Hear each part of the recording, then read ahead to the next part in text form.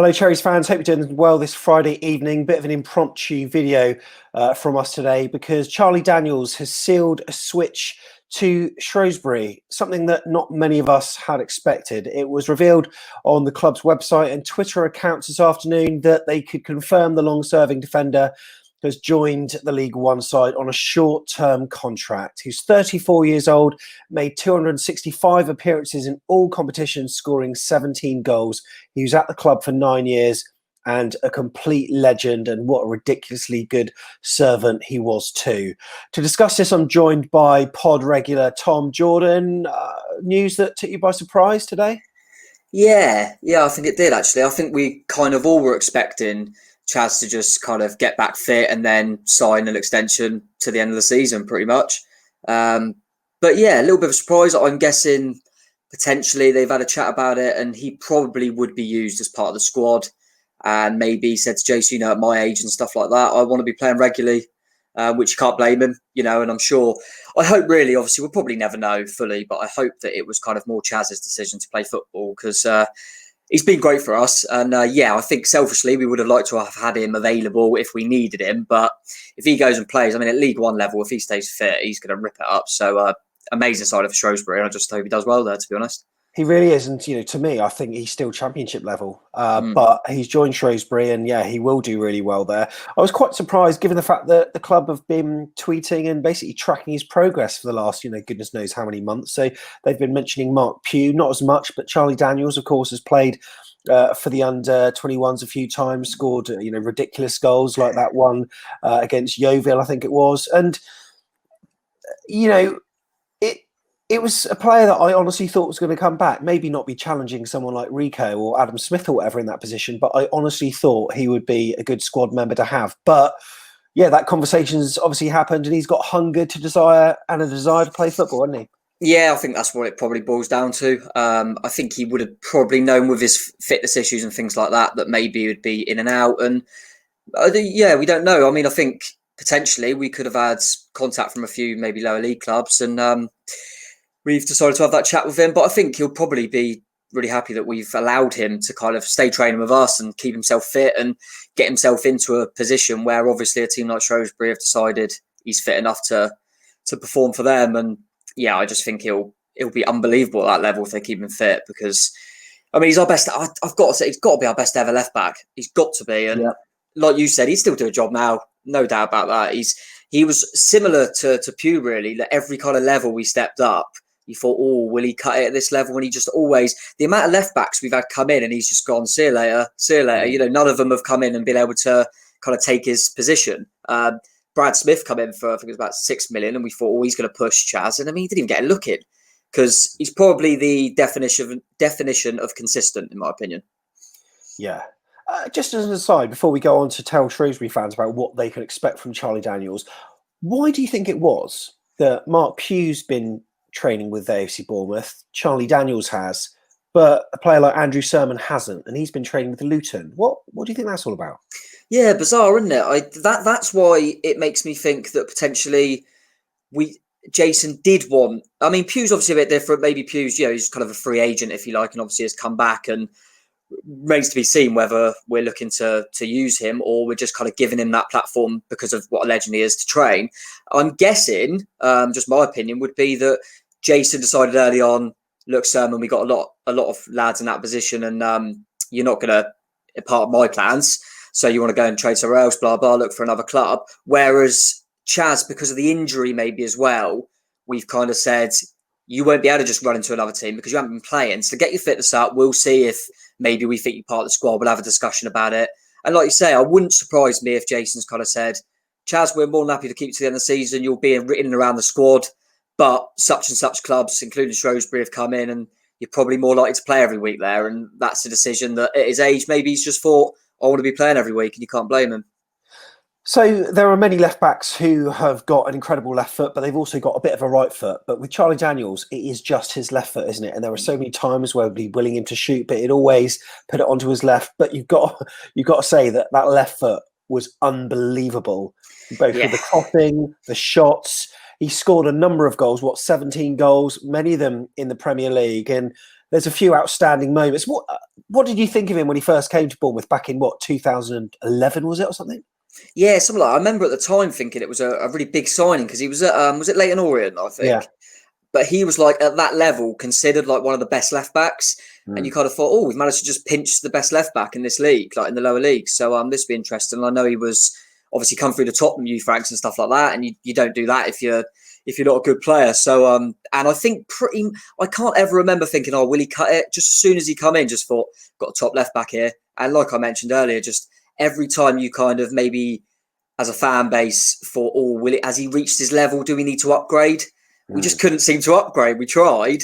And I remember weirdly going into that first championship season, I think it was, and thinking, maybe we got a good squad here. Maybe our only weak link is maybe left back. And Eddie probably thought that as well, brought in Ian Hart and stuff like that to try. But we just couldn't. You couldn't upgrade on him. And fair play to him. You know, he just kept pulling out the bag, like we say, a bit like Pewey, and them two probably the best partnership I've ever seen. Them two together was. I was about to say, as combinations go, you're thinking in your head, Richie and Francis were special, but Pew and Daniels were just something else on that left side. The overlapping, the almost telepathic connection they had to find each other.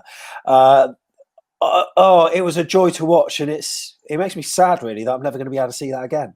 Some incredible memories, and those two on the left through League One and into the Championship were a joy to watch. Yeah, they were, and like I said, there was with Pewey training as well. There was kind of that little sentimental side of me thinking, oh, you never know, the fans might get back, and one of the first games we see, we've got Chaz and Pewey down the left. Not to be, and I wouldn't be surprised now. You know, like I said, we don't know what's going to happen with Pewey, but if he suddenly becomes available, Shrewsbury, go and get him. I think he used to play at Shrewsbury, didn't he? Pew. Yeah. I think that was one of his former clubs. Because I tell you what, them two are, like you said, telepathic. There was times where they wouldn't even look up. Neither of them were blessed with like soaring pace for like a wide man, but it just worked. It always worked. And even in the Premier League where we tried different things, whether it be like a junior or Gradle at times, and like we said, we brought Brad Smith in, had different players play there. We'd always revert back to Daniels and Pew. If we needed a win, just revert back to that because you know what you're going to get. I can't remember either of them. I mean, obviously, we're specifically talking about Chaz here, and I can't remember ever thinking he was awful. Right. You know, he might not, I mean, full back that, you know, he's not getting loads of goals and things like that.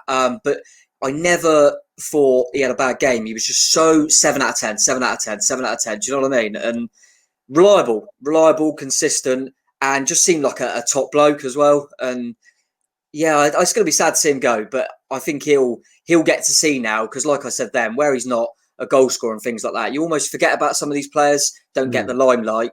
And now we'll see all these messages from Bournemouth fans and realise how much we do love him. And we've had some good left backs. You know, you think of people like Warren Cummins.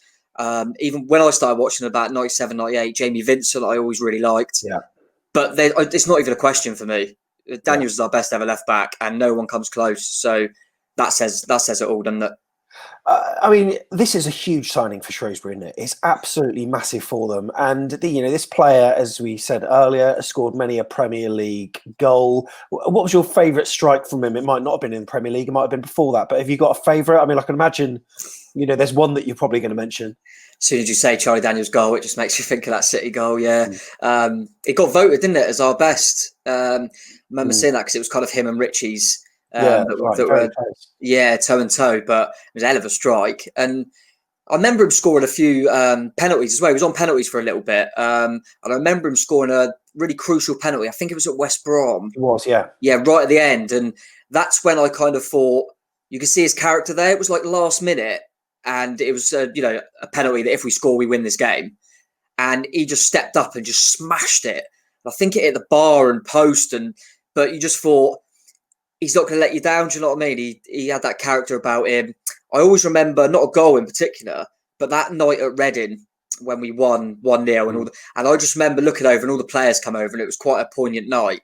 And I remember him just pumping his chest out and really, kind of chanting, come on. You thought he looked like, I wonder if, it'd be interesting to see if, obviously one day when you get Eddie on the pod, of course. I think we talk about these kind of Frano in particular and maybe Sermon and people like that. I've got a feeling that Chaz was someone that in the dressing room and behind the scenes as well, had them leadership qualities. He seems to be someone that, like we've kept alluding to, is that reliability. And he certainly was someone that led by example on the pitch, never done any real rash tackles, never lost his head, never gave the ball away in silly positions. He just got the job done. But yeah, some couple of screamers in there as well. Like you say, Man City one definitely is the one that comes to mind. And the Newcastle away, when we really needed a win, I think it was 2-1 at the time. And you thought, I remember Eddie saying in the press conference afterwards, I just wanted him to run it in the corner. And he cut in and just put it straight in the bottom corner. That was he scored a few crucial goals as well. So, yeah, all-round game. He had a bit of everything. So I'm going to miss him. But like you say, Shrewsbury, I had a quick look, actually, and saw they're near the bottom of League One. Yeah, 6 points from 6 games. Yeah, but they're going to be my League One team to watch now, that's for sure. Exactly, it's nice. It's nice in that way. That's always what happens. And, one of these stand-up moments for me was, obviously the goals that he scored, but that 4-0 against Chelsea, it was a very emotional time for him because his dad had been diagnosed with cancer the previous summer. And I think he passed away in the February. So he was towards the end of his life, and Bournemouth entertained Chelsea. It was the end of January. So it was in the time where his dad was the worst, and he came on. Jordan Ibe crossed it, and Charlie Daniels got that flick. We made it 4-0, and the crowd was singing his name. In fact, we've got a clip of the crowd singing his name that I'm just going to play now.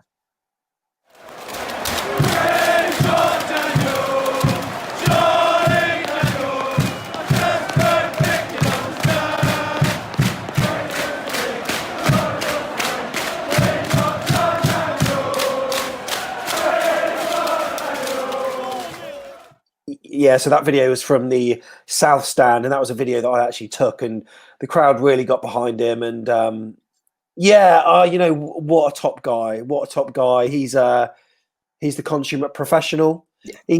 He's very understated. He's not loud. He's not brash. He's quietly spoken. He's not amazingly brilliant with the media, but he just wants to concentrate on doing what he does best, and we can only wish him all the best, can't we? Yeah, he sounds like you were saying there. He seems like the type of guy that just kind of gets on with his job.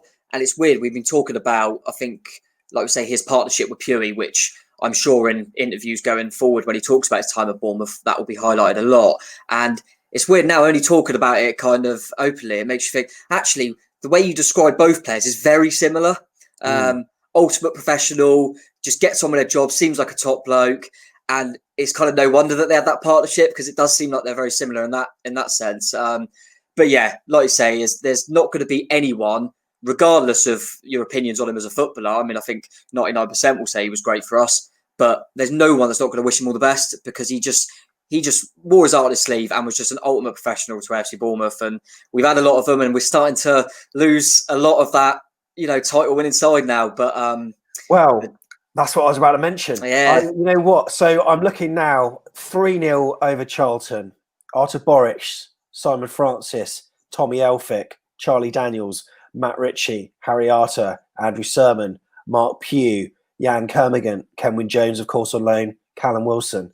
The only players, Dan Gosling, Adam Smith and Steve Cook. The old guard are slowly dwindling away, aren't they? We're hanging on to Pewey. We're just letting him train and just not letting him go. I don't think they can. I wonder if it's just a ploy by the club. They're going, we can't. There's going to be a tough time for the fans. Let's just let Pewey train and just keep him around. But no, it's it's a weird one, isn't it? Because you've got to move on. You can't just have all these. It's always going to happen, and it's kind of felt like it's happened all in one go. But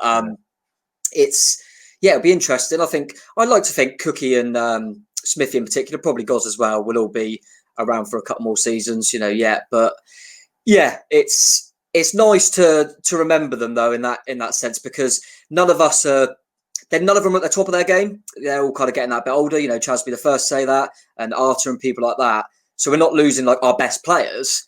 But it's also it's almost nice to just, you're not like really gutted. You're more just like, it just kind of it's there. I remember like when Sermon went, I kind of thought it's right. My head was going, we've got to let Sermon go now, but my heart wouldn't let me want to let him go. And I think it's a little bit of that, because really I think I'd rather Chaz go and play his football for the rest of his career and go and enjoy it and play week in, week out, because now is the time to get Rico playing, for example, there's, you know what I mean? Chaz ain't going to be here forever, and it's time to get these players. Yeah, we could have him in and around the squad and sat on the bench now and again, but ultimately, I think if we look at it, we've got enough options, and I just hope he does really well. And to Shrewsbury fans, you've got yourself a hell of a player, and I don't even have to think. I hope he does well. He will. Yeah, he will. He will. And as football fans, we always I wouldn't call it an underdog, but he was described as one of many misfits that all, came together in that championship season. But his footballing career wasn't easy. He's been injured for large amounts of times. And as fans, there's more of a love for players that come back and then manage to perform on their return. Callum Wilson was one of them. Yeah. With those 2 ACLs, he came back, he scored goals. And Charlie Daniels, whenever he's had any setbacks, he's come back and he's performed absolutely miraculously, hasn't he? Yeah, he has. And I remember some of the injuries he's had, and you always feel like, that might be it. That might be the last we kind of see of him, because is he going to get back to that level? And the way he manages to just, he obviously looks after himself, and the way he'd come back from bad injuries, and then within a matter of weeks, he's kicking out who's ever been filling in his place. He's ultimate professional, and I can imagine people like Eddie, and I'm sure Jason will. Obviously, he's been with him for a long time. We'll reiterate what we're saying. Really, you never ever thought any kind of underlined stories would come out about Chaz. Do you know what I mean? He's just a top bloke, good professional, consistent, and bloody good left back as well. So yeah, I really hope he does well, and be looking forward to seeing a bit of Shrewsbury and cheering them on a little bit. Yeah, that's right. So Shrewsbury fans, you're getting a solid left back that is motivated. He gets up and down the flanks. He's got a ridiculously good left foot. Can often get forward and score the headers like he did against Chelsea. Screamers from outside the box, and I wouldn't be surprised if we'll see his name on the score sheet. Tom, thanks very much, mate. Cheers, Sally. So really interesting to hear from Tom there. Sad news. We've got another AFC Bournemouth fan that we're going to bring in before we go, and that is pod regular Morgan Scott. Morgan, how are you? Yeah, very well, thanks. He's gone. He's got a lot, and I never expected him to go. How are you feeling this Friday evening? To be honest with you, I think it was going to happen. It was just a matter of when. Obviously, I'm sad. Charlie's been part of the team for years, through League Two up to the into the Premier League. So obviously, we're devastated to see him go. But he's obviously done really, really well for himself at Bournemouth, and he's 34 years old, and he's had some really, really tough injuries that mentally could break you, but physically could just and he's been he's still working really, really hard to get back to full fitness, and I'm sure he's probably going to want to keep going for the next couple, maybe a year or so. So yeah, really obviously devastated, but it's obviously the right thing for him and AFC Bournemouth at this time, because to be honest, you couldn't see him competing against the likes of Rico, Adam Smith, Jack Stacey at the moment, because they're obviously miles above him just because of the age and the physicality of what football does.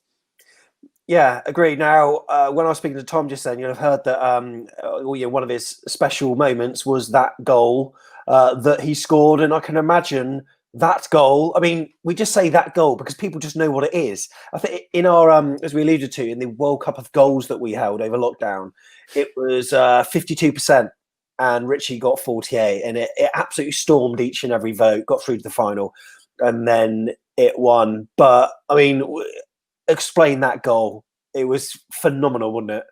Oh, it's a massive. It was a fantastic strike right into the corner of the net. I was sat right behind it. It was phenomenal.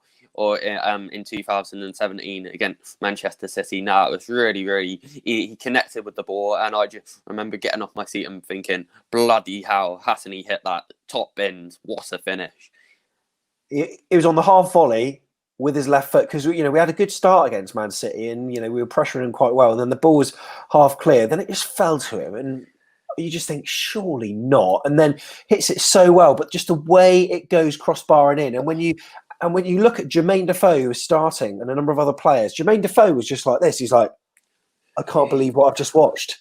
Yeah, absolutely. As I mentioned a minute ago, I was sat behind it, and I thought, oh God, is this going to come and like break my arm or something? And then it just went top bins, and it was really, really, the way he connected that ball, he couldn't have hit it any better. And I think that's what's good about AFC Bournemouth. We don't always have goal scorers as such, as we mentioned in previous videos, but the fact that our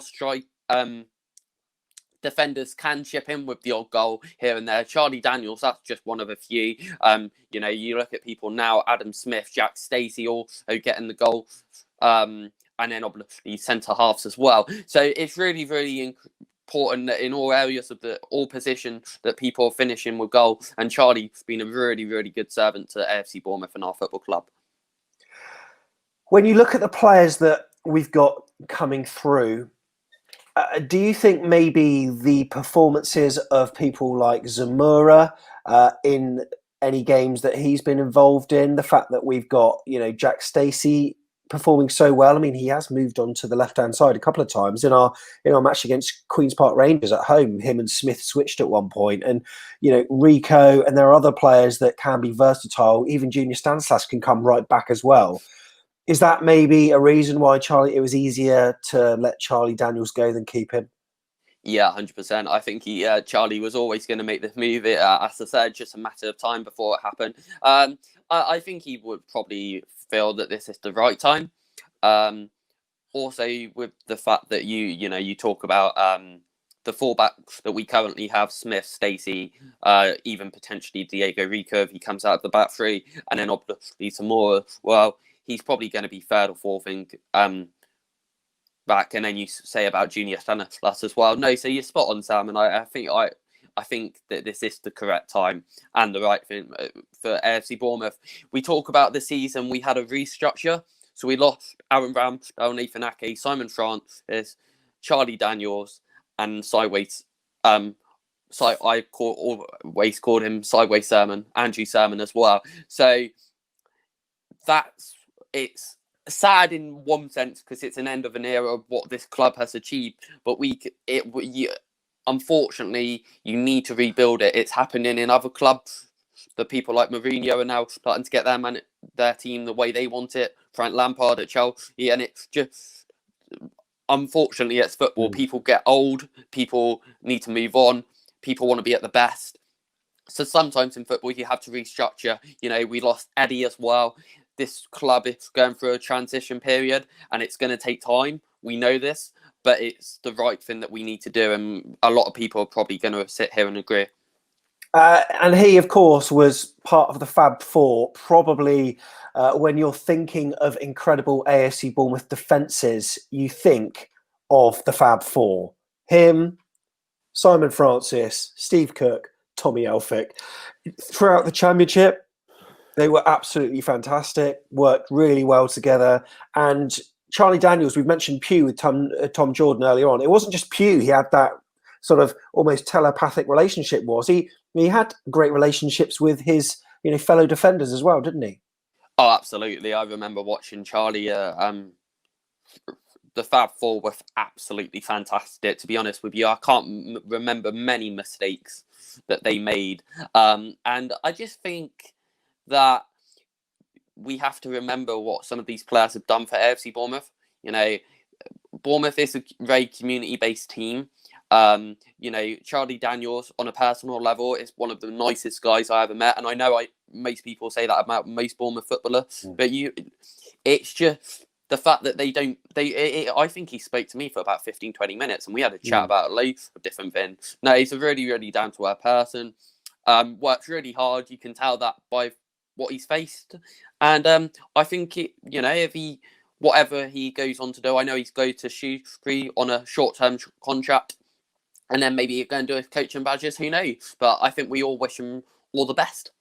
There are certain players that I find that when they're interviewed by AFC Bournemouth or the sort of generic media, and they put the interviews on Sky Sports or YouTube or whatever, sometimes Charlie Daniels, I don't think, comes over amazing. No, I mean, he comes over friendly, but he's maybe not quick to open up.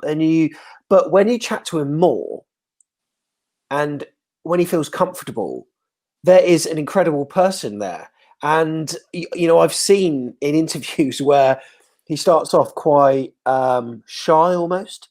And then, by the interview, by the sort of end of the interview, he's very relaxed and he sort of expresses himself. But like I said with Tom, he's never been about all the bells and whistles of doing the media. He's a football man. And when he goes onto that football pitch, that he'll put 110% in. And, sitting in the North Stand, I used to love it when he used to come out of the tunnel and they'd have the team photo, and after they've done that he would kind of run onto the pitch and jump around and mentally G himself up. And he was a player that always put in 110% every game, wasn't he? Yeah, 100%, Sam. And I think 110%. yeah, 110%. But I think he one thing I will say about him, being an older player as such, social media and media has obviously developed a lot in probably the last 5 years. So since he's been playing football a lot, everything's in the media these days. And some players aren't like that. Some players don't care about media. They just want to play football, and I think that's so important. And because football's a game, it's not. Although it's a footballer's life in a one way or another, it's their job as well. They don't want to be reading negative comments all the time. It's not good for you psychologically or your mentality. It puts you in.